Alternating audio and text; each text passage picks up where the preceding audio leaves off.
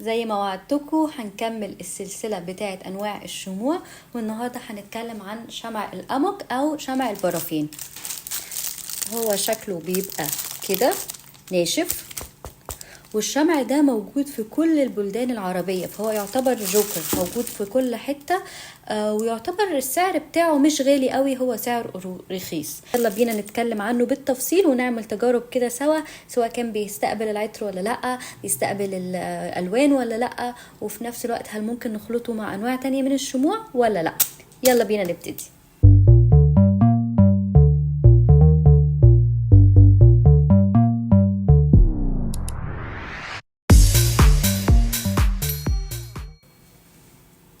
اولا عايزه اقول ان فيديوهات انواع الشموع ممكن تطول مني شويه، لان انا مش بس بتكلم عن مميزات الشمع، بس برضو انا بعمل تجارب ليه معاكم.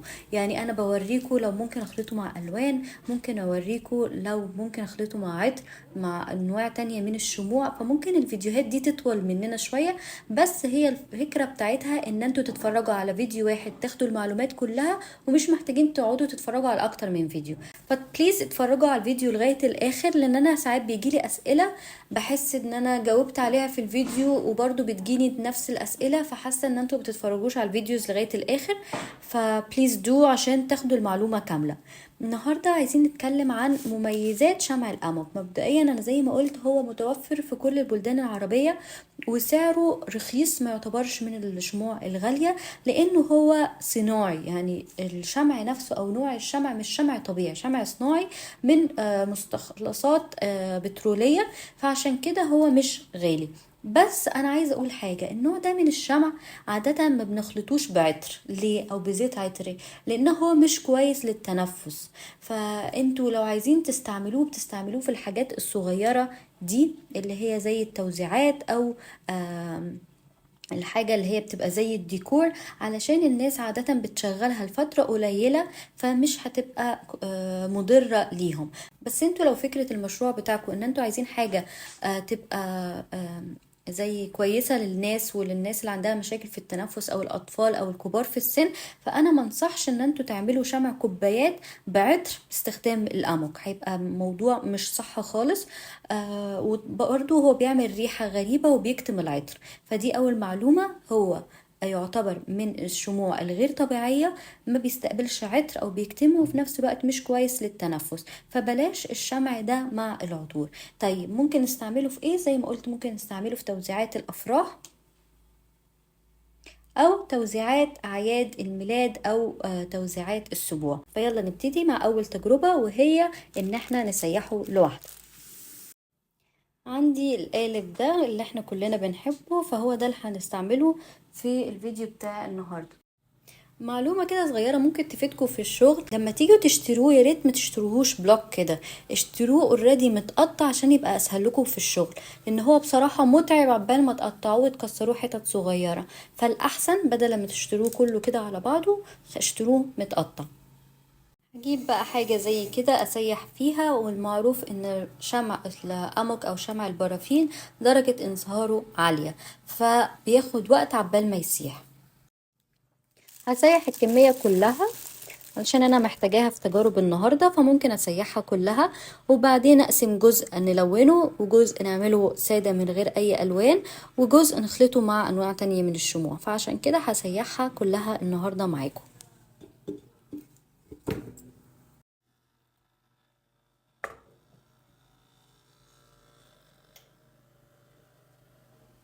بصوا بقى، زي ما انتوا شايفين مش كل الكمية عندي ساحت، بس انا خايفة ان هنا الشمع درجة حرارته تزيد قوي، فما اعرفش ان انا اصب او اقعد فترة عبال ما اصب واستناه يبرد.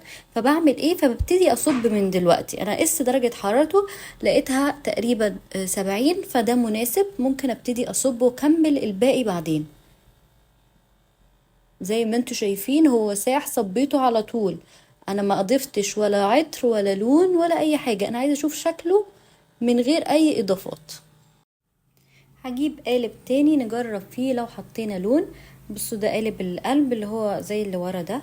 بفكر اعمل لون اصفر من باب التغيير، انا دايما بعمل بينك اخضر كده، فممكن نعمل لون اصفر مش موجود في السوق. هاخد كمية صغيرة خالص قد يعني ابسط ما يمكن، لان انا عندي القالب صغير. بالظبط هي دي الكمية اللي انا هاخدها، احطها في كوباية وهبتدي اقوم صبة شوية وادوب. بالظبط كده كفاية. اجيب بس معلقة خشب زي دي، ابتدي ادوب معايا اللون. طبعا انا بحب الالوان تبقى فاقعة برايت اكتر، فطبعا اكيد اللي يعرفني عارف ان انا لازم ازود بس قطعة صغيرة كمان. طبعا كل ما بتزودوا وتبنوا اللون كل ما يكون احسن. ولو عايزين تعرفوا اكتر عن الوان الشمع ممكن تتفرجوا على الفيديو ده، فعلا من الفيديوهات الحلوة اللي انا عملتها، وفي تقريبا كل المعلومات. وفي برضو فيديو تاني عن الوان المايكا برضو حلو قوي لو عايزين تشوفوه.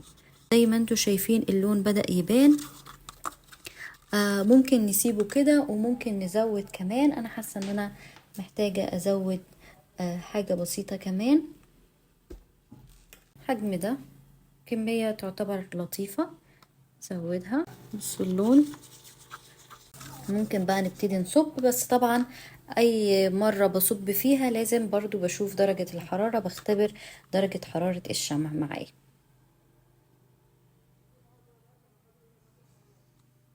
انا شايفة ان درجته مناسبة جدا، يعني هو هتلاقيه 55 داخل على 60 وحلوة قوي للصب. فممكن ببتدي اصب دلوقتي قبل ما ينشف مني. يعني بصوا هو خلاص بدأ في مرحلة النشفان، فعشان كده محتاجة اصب على طول دلوقتي. بسم الله. المعلومة اللي لازم تعرفوها هنا انه انا بدام استعملت شمع البرافين هيحصل تقاعر. بس شمع البرافين لو خلطتيه مع حاجة تانية او خلطته مع حاجة تانية نسبة التقاعر دي بتقل. وبرضو درجة الحرارة هتفرق معاكم.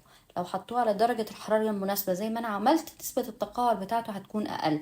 بس هو تقاعر هيحصل في شمع البرافين. يعني هي لسه ما نشفتش 100%، بس انا كنت حابة اوريكم شكل التقاعر اللي بيحصل لما نستعمل شمع القمق لوحده. اهو شايفينها؟ شايفين ازاي الشمعة هنا داخلة جوه كده، ونفس الكلام الحتة دي. وبرضو لما حطيت الالوان في تقاعر بسيط هنا. بصوا بقى هو المفروض كده خلاص نشف. شايفين التقاعر اللي انا بتكلم عنه؟ شايفين عامل ازاي؟ شايفين لون الشمعة نفسه عامل ازاي؟ لونها شفاف مش جاي ابيض. ده كده شمع القمق بدون اضافات خالص.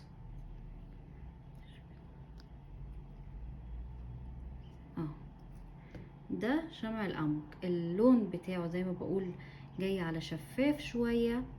على فكرة هو بس عيبه انه بيتكسر بسرعة. يعني انا ممكن اجرب معاكم اكسرها، بس مش عارفة يعني صعبانة عليا ان انا اكسرها، بس هو بيتكسر بسرعة. يعني هو دايما شمع القمق محتاج معاه مصلب. بصوا في الالوان عامل ازاي،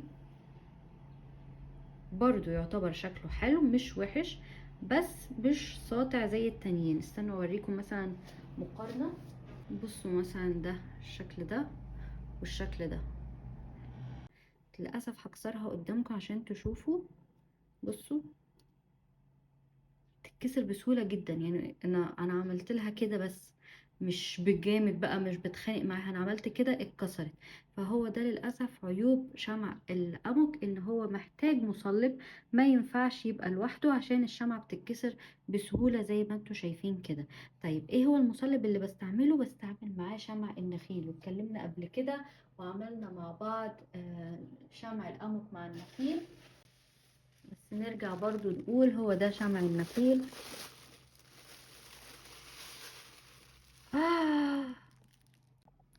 ما جاش في بالي خالص ان الكيس مفتوح. هنضف الكركبة دي عادي جدا. هنضف الموضوع ده وهقول لكم دلوقتي النسب خلط الشمع بتاع النخيل. بصوا شكله عامل ازاي، ده شمع النخيل مع القمق. وممكن نستبدل شمع النخيل بايه تاني. بصوا حطيت اللي وقع في كوباية اهو. ده كل الكمية اللي وقعت اللي هي حوالي 46 جرام من شمع النخيل. هضيف عليه 46 زيهم من شمع القمق او اكتر شوية. لان انا عادة بحب اعمل نسبة 60 قمق ل40 نخيل. بس برضو ممكن نعملهم الاتنين قد بعض، مش غلط، صح، برضو ممكن نعمل 50 قمق و50 نخيل. بصوا مزجت الاتنين مع بعض وسايباهم بيسيحوا وايه، وبقلبهم تقليبه بسيطه. عملنا ايه هنا؟ عملنا 45 جرام شمع قمق على 45 جرام شمع نخيل. سيحت القمق الاول وبعدين ضفت عليه النخيل. وهستعمل التجربة دي اللي هو لما مزجنا القمق مع النخيل هستعمل لها القالب ده اللي هو على شكل دبدوبة. انا فكرت شوية، حسيت ان انا لو عملت بالقالب ده هو فيه تفاصيل الورد كده، فمش هتشوفوا الشمع عامل ازاي. يعني هو انا عايزه اوريكم ان هو بيبقى ابيض قوي، ان هو بيبقى ناعم خالص، فمش هتعرفوا بالقالب ده، فهنغير القالب. تعالوا مثلا نستعمل قالب زي ده اللي هو الجزمه ده، فيه تفاصيل واضحه، فعشان يبقى ايه اسهل لكم وعشان التجربه بتاعتنا تبقى ليها معنى. بصوا معايا خلاص ساح تقريبا، فاضل حبه صغننين اهم. هديله كمان دقيقة وايه ونقيس ونصب. يلا بينا نقيس درجة الحرارة. مش عارفة هيزيد عن كده ولا لأ، بس احنا لغاية 55 60 65 70 اوكي. اكتر من كده بنوقف ونستنى يبرد، بس انا شايفة ان درجة الحرارة مناسبة. انا قافلة طبعا عليه مش مسايباه مفتوح. شلته على الخشبة دي عشان يبرد شوية. طبعا انا لما سايباه على الفرن نفسه فاكيد هيفضل درجة حرارة عالية، بس دلوقتي ممكن بقى نبتدي نقيس درجة الحرارة ونطمن. تمام، انا شايفاها 60 حلوة، ممكن نبتدي الصب. اشيل بقى دي وابتدي اصب عادي. اسخن القالب ولا لا؟ طبعا الاحسن لما امزج شمع النخيل مع شمع القمق الاحسن ان انا القالب بتاعي يتسخن حبة صغيرين كده. اوكي، نسخن القالب ازاي؟ بنسخن القالب ان احنا نحطه في مايكرويف دقيقة، او بجيب الهيت جان واسخنه كده. ابتدي بقى اصب الشمع بتاعي. اوكي، بسم الله. مش عارفة ليه ايدي بتترعش. بسم الله. خلاص، تعالوا بقى نعمل الايه المقارنة دي. الشمعة اللي احنا عملناها، شايفين التقاعر اللي حصل؟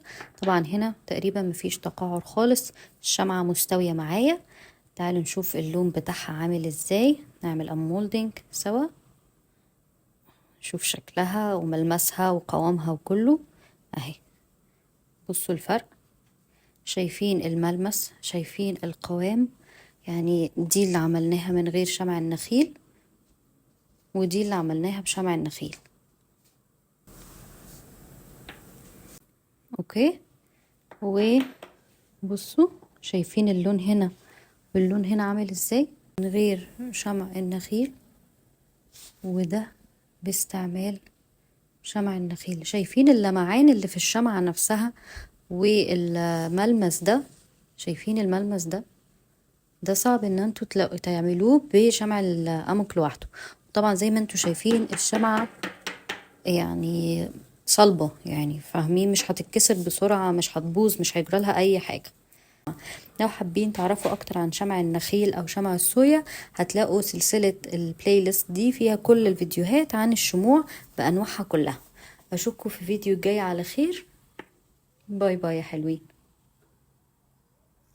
ثانية، أنا نسيت حاجة. ممكن نستبدل شمع النخيل بالأستريك أسيد، وهو اتكلمت عنه قبل كده في فيديو وبيدي نفس الشكل برضو للشمعة دي. الشمعة أنا مستعملة فيها أستريك أسيد، بيدي برضو نفس فكرة شمع النخيل، بيصلب الشمعة معايا وفي نفس الوقت بيديها لون حلو.